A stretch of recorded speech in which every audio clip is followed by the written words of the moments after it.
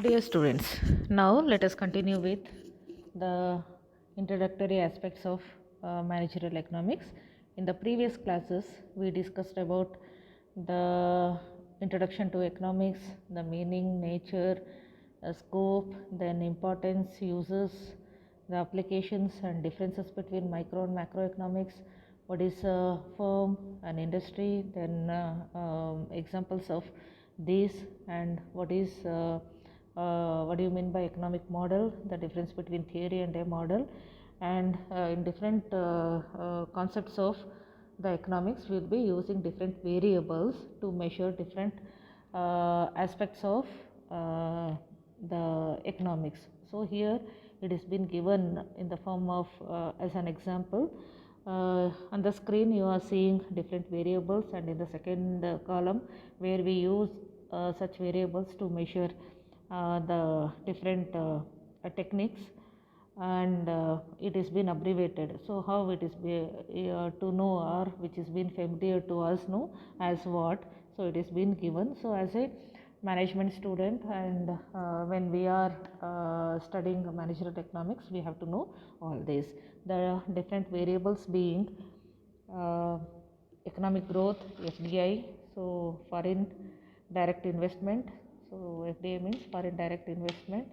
Then currency crisis, labor productivity, physical capital, population growth, trade openness, life expectancy, infrastructure, household final consumption or expenditure, then economic stability and labor force. So these are the different variables where the variable economic growth we will be using to measure GDP, that is per capita growth, or the annual, that is per annum in terms of percentage, and FDI, so that is net flows of GDP, then currency crisis in the exchange market, and labor productivity in human capital as human capital index of a nation, then physical capital, gross capital formation, and population growth in terms of again percentage, and trade openness, then in terms of percentage, life expectancy,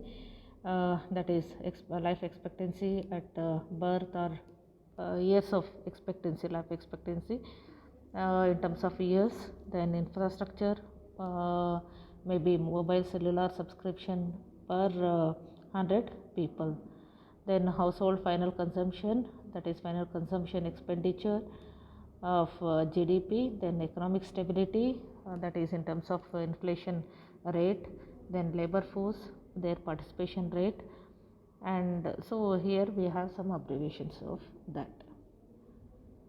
Now let us understand the profit different theories proposed to understand the important concepts of economics. The first one is profit maximization theory.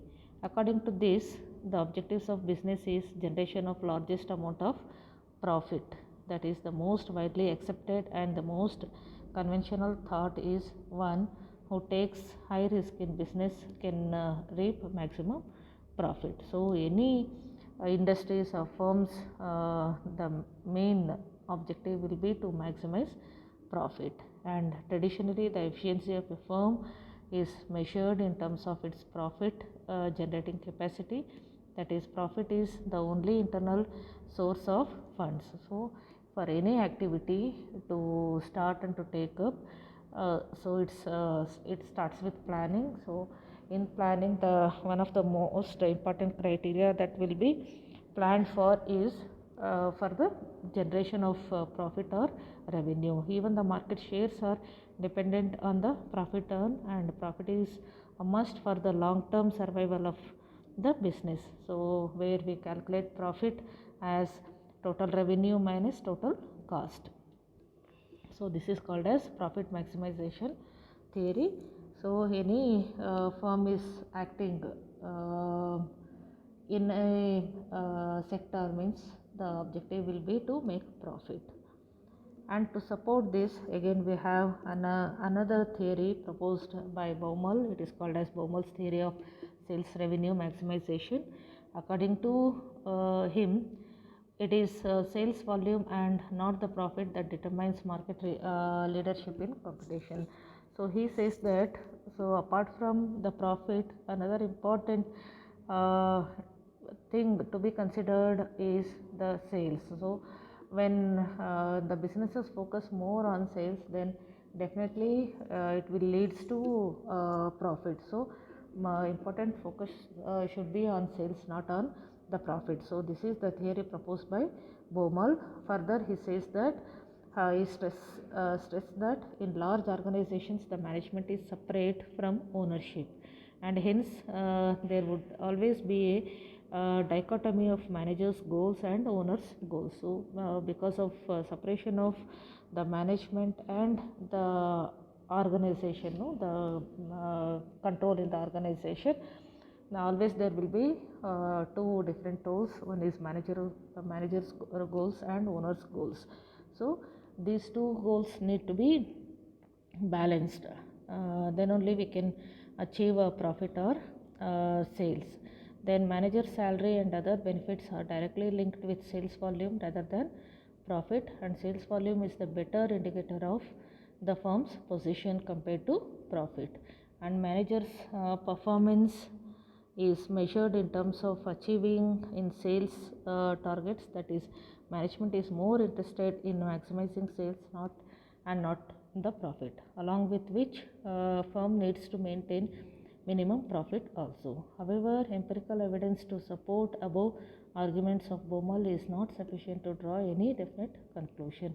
So again, these are the two important contradictory perspectives where someone stress on the profit and someone on the sales. Again, combiningly, these two are considered by Mary's, where he proposed a model. It is called as Mary's model of growth maximization, where he highlights that both revenue and that is the profit and sales are important to see a growth. So that is, an objective of a firm should be a growth maximization in order to see a balanced growth in the sector. So that is, the Mary's model states that in order to maximize balanced growth rate or reach equilibrium position, there should be equality between the growth rate in demand for the products and the growth rate in supply of capital.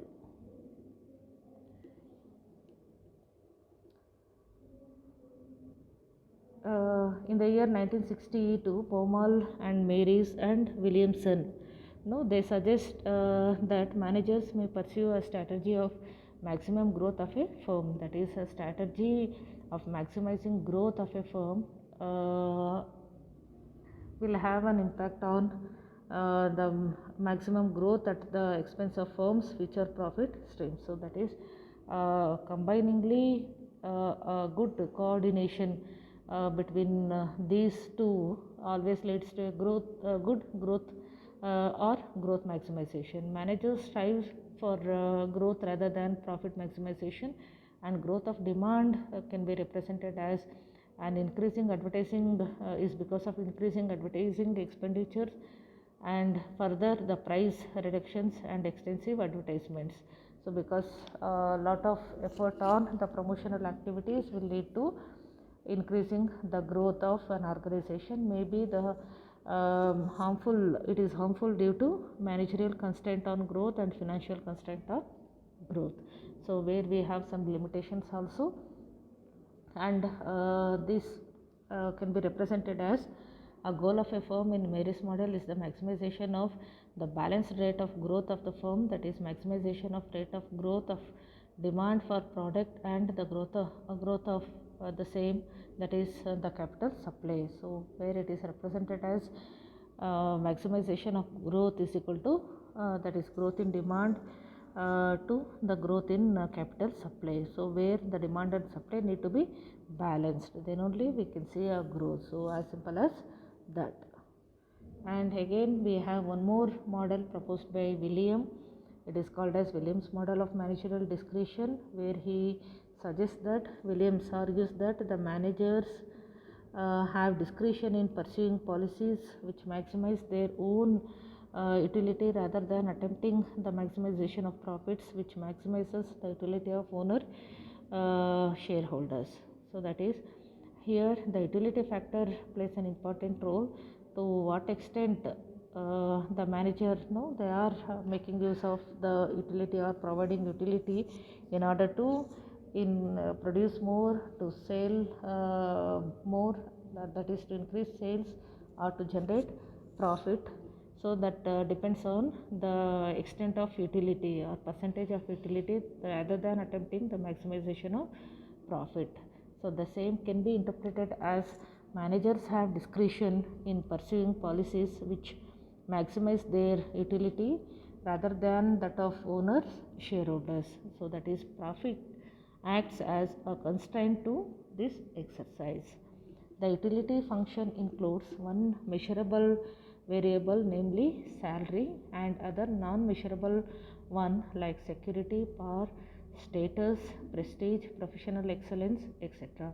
To formalize the model, one has to take proxy variables to these non-measurable ones. So that is, the utility in terms of salary is very important than the other units like security, power, status, prestige, professional excellence and all. So this is as per William model, and again where he focuses more on managerial utility, and he said that that is, Oliver Williams model is a combination of the objectives of profit maximization and growth maximization. As per this model of managerial utility function, managers apply their discretionary power to maximize their unit own utility function with the constraint of maintaining minimum profit to satisfy shareholders. That is, the utility function of managers, namely that is represented as managerial utility, is dependent upon the manager's salary, which is measurable in nature, and job security, power, status, professional satisfaction, and which is non-measurable in nature, and the power of influence of firm's objective. William took measurable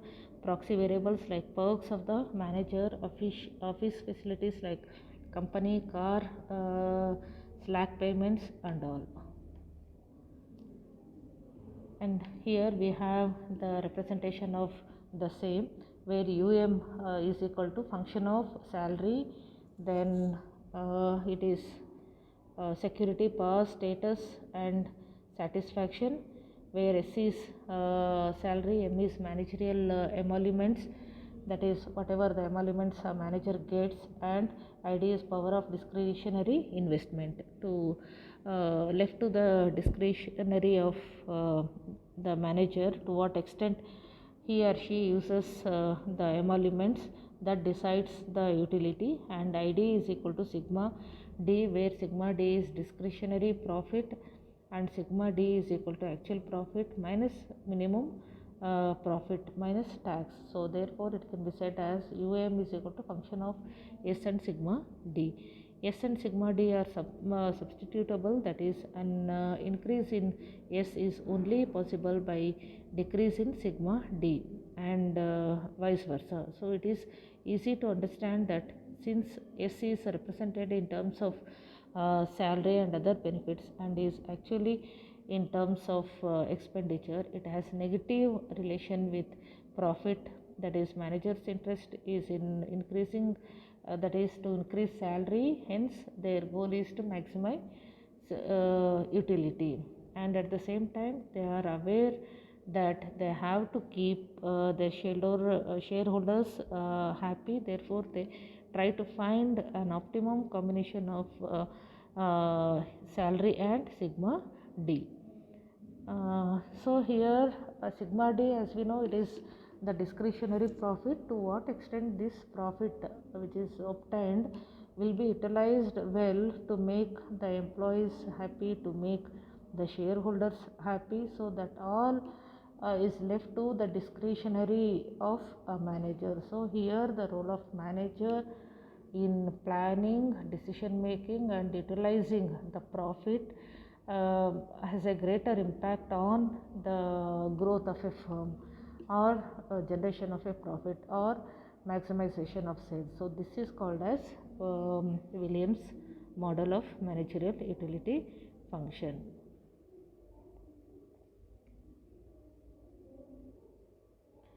So these are the different models that we are going to study to understand the basic concepts of managerial economics. Hope the models are clear. So with this we have completed the introduction to managerial economics, the various concepts.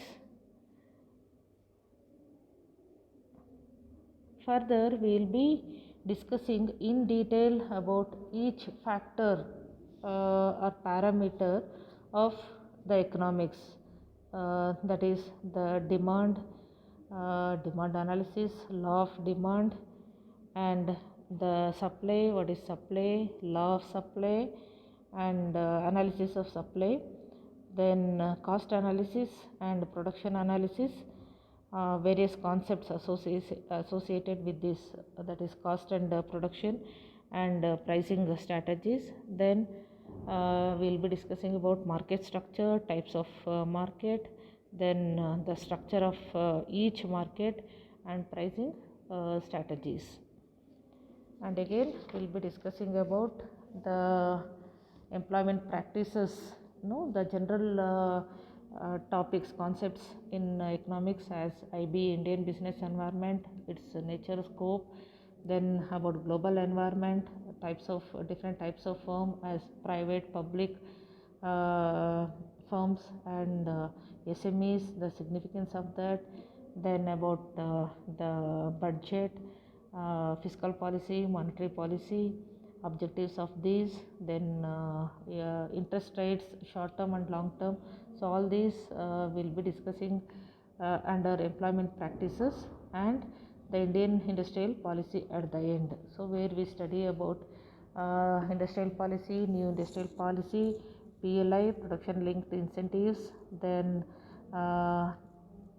networking products in India, then new economic initiatives proposed by the Indian government like Atmanirbhar Bharat and all. So all these will give us a fair idea about the subject managerial economics. To start with that, we have to be very clear with the basic concepts of managerial economics.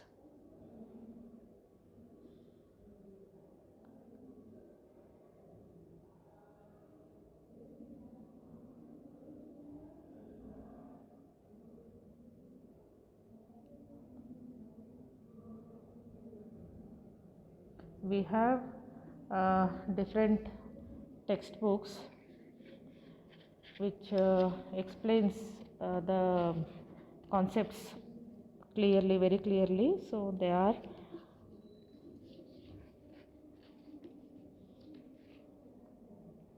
Managerial Economics by Dr. A.B.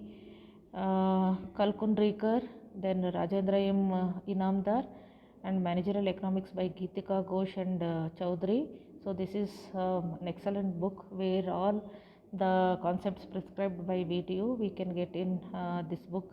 And Managerial Economics by Dominic Salvotar, and Managerial Economics by D.M. Mithani. So this is also a nice book. And Managerial Economics by Samuelson and Marx. So these two textbooks, that is Managerial Economics by Geetika Ghosh and Mithani, are available everywhere. They are available. So for detailed description we can go through this.